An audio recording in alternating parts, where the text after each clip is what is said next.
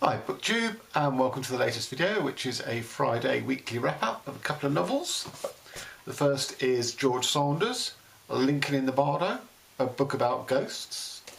The second one is Ghost Wall by Sarah Moss, which has the word ghosts in the title. And seeing as next week, 24th of January, is the release date of the new Jeff Noon novel, which is called Slow Motion Ghosts.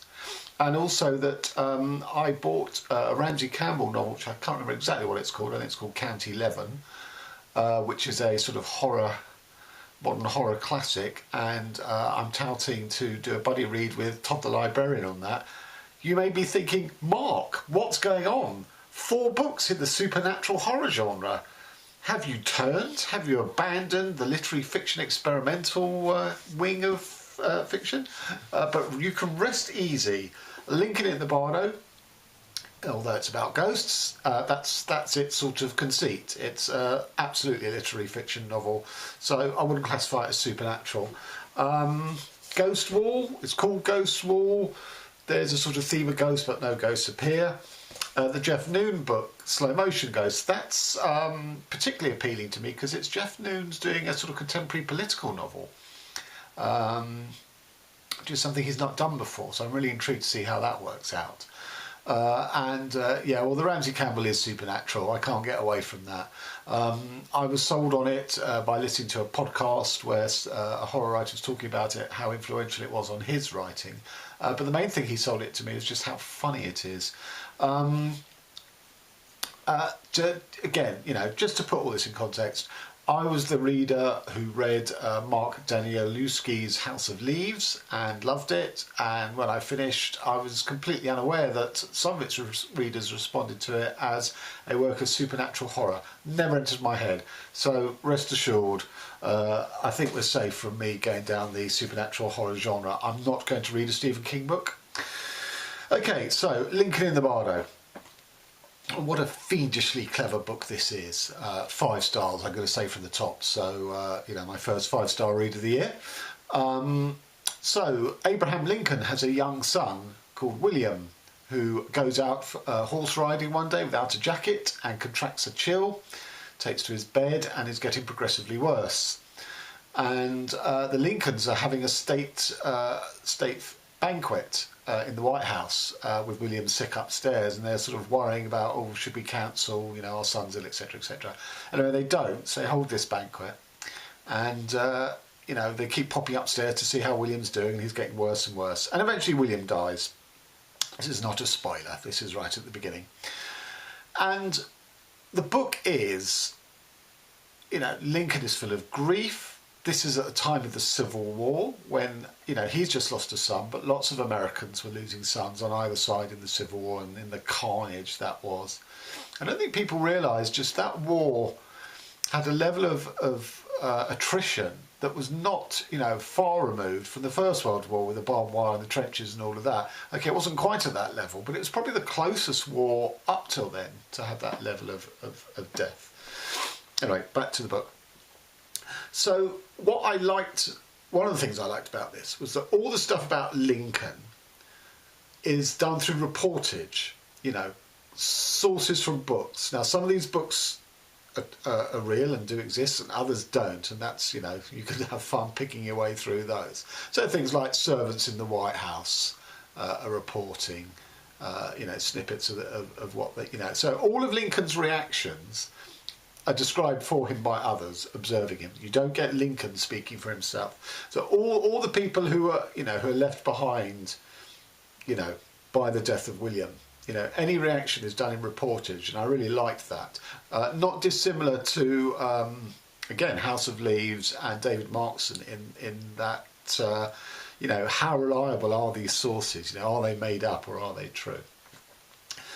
But the other side of it is William, who goes into a sort of limbo, which is sort of, you know, populated by ghosts or seeming ghosts, where they refer, you know, they don't realise they're dead, and, you know, they refer to their coffins. They don't realise they're coffins, which would, you know, utterly announce their death. They call them sick boxes, and he's basically sort of taken up by these 3 ghost characters, but there's a whole host of other ghosts, but there's 3 that sort of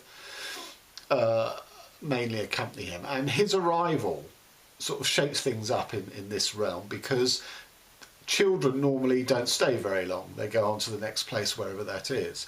But Willie Lincoln seems to be hanging around, and then it's further shaken up because, you know, in his grief, Abraham Lincoln comes back to the graveyard. You know, he can't quite let go, and you know that's not an experience that many of the other ghosts in this graveyard have. You know, they can't communicate, they can't reach out, contact the living. But you know, most of them seem absolutely cut off and forgotten because no one comes to visit them. So you know, Willie Lincoln's arrival shakes up the whole realm of the ghost yard, and I'm not going to say much more than that because that would be to sort of reveal the arc of the plot. But what's so clever is, you know, you think, okay, well, this is the conceit. It's ghosts, people who can't let go, don't realise they're dead. I hope it's not going to go on like this for another, you know, 250 pages because that's going to wear thin. But Saunders is clever enough just to keep tweaking the conceit so that, you know, you get an inquiry into, obviously, the nature of death, you know, the afterlife, religious sort of belief, you know, theologies of devils and angels, which are, you know, angels. There's two types of angels in here, brilliantly done. But then there's also, you know, the fact of the Civil War, that, you know, all the graveyards are suddenly filling up very, very quickly. It does race, it does sexuality. You know, one of the main characters is, you know, was a homosexual, and of course, in, you know, mid 19th century America, that would have been difficult. You know, the relationship of men and women, the relationship of class, it's all in here, but it's not, you know, it's not page after page after page sort of, you know, sort of thought, you know, Saunders, you know, lecturing it. It's beautifully, subtly done. You know, you realise that, you know, the dead slaves in here who are buried in this graveyard, they're all in a mass grave. You know, none of them have their own individual grave. And it's just stuff like that is so clever. And it's a, you know, it's just fabulous. It's beautifully and elegantly, and in some ways simply done. The other reason I say it's not a supernatural book is because it is sort of slightly on the experimental sphere, in that, you know, this reportage and the fact that the reportage may not be, you know, accurate. That's what it looks like. No, that's not a reportage. Sorry, that's Songs with the Ghosts. There. So there you are. That's what the reportage looks like. Now, in a genre supernatural and horror novel, you wouldn't get this sort of narrative formalism and experimentation. So it's absolutely a literary novel. You know, you can confuse perhaps House of Leaves between being a genre book and being a sort of high-end literary fiction experimental work. You can't with this. There's no elements of supernatural. Yes, there are ghosts, but they are really a symbol. They are not the sort of the thrust of the supernatural thing. Anyway, I love this book. And on to Ghost Wall by Sarah Moss, where I'm afraid this is, you know, looking like it could already be you know, we're only in January, this could very well be the worst book of the year for me. I gave it 2 stars, and the only reason I gave it 2 stars rather than 1 is because there's just one bit of writing in here which I thought was really good, where I'll talk about what the book's about in a minute, but a girl is recalling when she was sucked into a bog, and sort of it's a bit like quicksand, and how it sort of, you know, sort of presses in on you and starts sort of filling in all the pores in your skin, because it can penetrate the skin unlike any other liquid water. And she describes it as being embalmed from the inside, and I just thought that was fantastic. So that section alone, which is about 1 page, got it a star, because otherwise, you know, this is risible, I'm afraid, and it's really popular. It's got a real buzz on BookTube. You know, it baffles me. And it's not even that, oh, it's a supernatural genre book, because it isn't. I think it has pretensions to be literary fiction, you know. So, a family of a overbearing, patriarchal, racist father who mentally and physically abuses his wife and daughter. He's obsessed with notions of, you know, the original Britons, you know, a sort of purity of race, for it all got spoiled by, you know, millennia of immigration. So he drags the family to a reenactment of the Iron Age in the Northumbrian countryside. And they're joined by a professor friend of his, professor of archaeology or anthropology, and 3 of his students who have to undergo the experience to get, course credit. So basically, no one really wants to be there except the father and, to a lesser extent, the professor. And of course, it's an absolute joke, this notion of reenactment, because you can hear the cars on the motorway. They keep sort of slipping off to go to the shop to buy proper food of, crisps and fizzy drinks rather than having to forage for, the food they have. So the whole notion of reenactment is, is just risible, quite honestly. But that is the conceit that she has chosen, and it's narrated by the teenage daughter. But it's not that it's just about a sort of reenactment, because I can buy into that.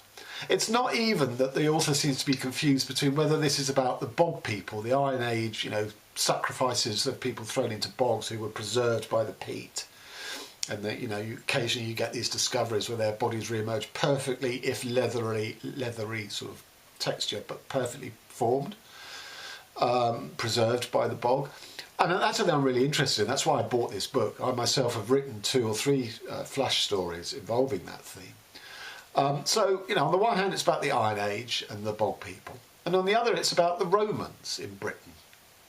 And the ghost wall of the title is, the local Britons in Northumbria, would build a wall and they put the skulls of their ancestors, which they preserved as part of their local cultural traditions anyway, and they put the skulls on because they thought that would scare the Romans away.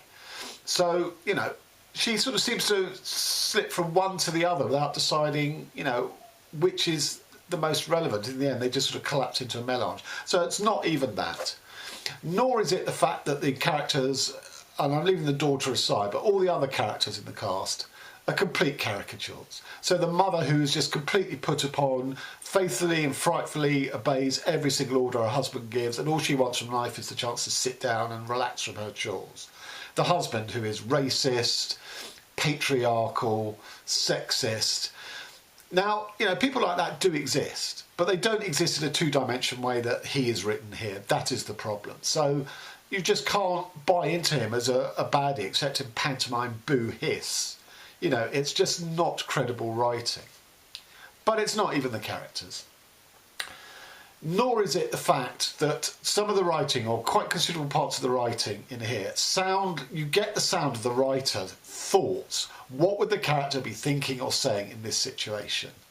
You can hear it in the writing. It's so badly done. And I'll read a couple of examples of that in a minute. So it's not the writing either. Nor is it the fact that this wishes to be a sub Lord of the Flies in the way that it builds up towards its climax, which I won't spoil for you. But, it's actually a very boring book because, these people, have to sort of, try and live the life of the Iron Age. So, all their time is really taken up with foraging for food or hunting for rabbits and cooking, skinning them and gutting them and cooking them. Nothing much really happens, and then you get this sort of sudden swerve, although it's not completely out of the blue, because you just think this got to be heading somewhere crazy, and it does. And the climax is just risible. The arc of the story is just incredible, beyond belief. So it's not, it's all these things together, but it's particularly the ending that I just thought, no, this book just doesn't work on any level at all for me. I'm just going to give you a couple of examples of the writing. Okay, so the teenage girl wants some comfort from the female student, and she sort of leans into her into her embrace. She stroked my hair. Don't, I said. It's filthy. I probably smell. You don't smell, she said. Anyway, everyone smells a bit in this heat. People don't talk like, It's either or. Either you say you don't smell, or you say, oh, everyone smells in this heat. You don't say both. If you do say both, it's because it's a backtrack, and it would be the other way around. It's like, oh, everyone smells in this heat, and then the other person complains. You go, no, you don't smell. It's just, people don't think and talk in that way. Okay, here's another one. They were so loud we didn't hear the bushes rustling, and Dad came out saying, "What? What's this about Spa?" which is the shop they kept nipping off to. "Just a joke," said Mum. "Molly was just teasing. Have you two had a good time?" "We weren't off on a jolly," said Dad. "Don't talk to me as if I was some kid. Setting traps for rabbits," said the prof. "They count as vermin, so it's legal. Not quite authentic, of course. They were introduced by the Romans, but it's something." "No," said Molly. "Not spring traps. They're cruel." "I was waiting for Dad to say life is cruel. Get used to it. You'll be happy enough to eat a stew." You know, she's chosen, and I don't mind this. A lot of people I notice on Goodreads really objected to this. The fact that dialogue is not separated out for different speakers. It all just sort of runs on in the same paragraph. I don't mind that. I don't have a problem with that. But the way, so, the two men have come back and, they think they've caught the people, disrespecting the exercise by going modern to the shop or whatever. So, "Just a joke," said Mum, who's obviously trying to play the peacemaker. "That's fine." "Molly was just teasing. Have you two had a good time?" "Well, that's fine." "We weren't off on a jolly," said Dad. "Don't talk to me as if I was some kid." Well, this guy is a total beast. We know this. Everything, he says, he sort of rebuts, aggressively, and he goes on the offensive. So, have you two had a good time? As the mother was saying, trying to, mollify them. "We weren't off on a jolly," said Dad. "Don't talk to me as if I was some kid."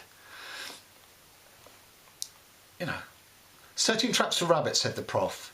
Fine. "They count as vermin. It's legal." Why, that is the author. This is what I mean by the author. You can hear the sound of the author thinking, what should the rest of this sentence be? No one would say, setting traps for rabbits, fine. They count as vermin, so it's legal. That is the author justifying, in her mind, the character justifying himself. It's just clunky and clumsy. Not quite authentic, of course. They were introduced by the Romans, but it's something. Why you take, that is just info dump. Clunky, crass info dump. "No," said Molly, "not spring traps, they're cruel." And the other thing is that there's some vernacular writing in here. The mother and the father come from Northumbria. There's some clunky sort of class analysis. In addition to the race stuff of the father, there's class difference because Molly, the student, is middle class from the south. She's never been up north, and the teenage narrator is from the area. And I think Moss's intent is basically this is a Brexit. This is trying to explain Brexit. The Brexit was people who don't like foreigners, want a pure British race, and working class, and hate London. Which is so naive, so crassly done in the form of this book. But anyway, so there is some vernacular writing between the father, from the father and the mother, but interestingly, not the daughter. But it sort of comes and goes. So all of a sudden it just sort of drops in. It's not consistent. The language of this book is not, anything sort of heightened. It's fairly plain prose, which is absolutely fine. And then all of a sudden you get this vernacular, and then it disappears off again. Their whole speech should be vernacular. Even if you're only giving an impression of that, rather than literally making everything sort of, slangy talk. And it doesn't, it just comes and goes. And that's another reason that I think the writing's really bad. Anyway, so there you have it. George Saunders, Lincoln in the Bardo, 5 stars. Could well get in my top 10 reads of the year. Sarah Moss, Ghost Wall, 2 stars, will almost certainly be my worst read of the year. Given that last year, all my worst reads of the year were 2 stars. I didn't have any 1 stars. So, we're not quite out of January yet, and I think I have 2 for my end of year review in very different ways. Okay, thanks very much. Till next time.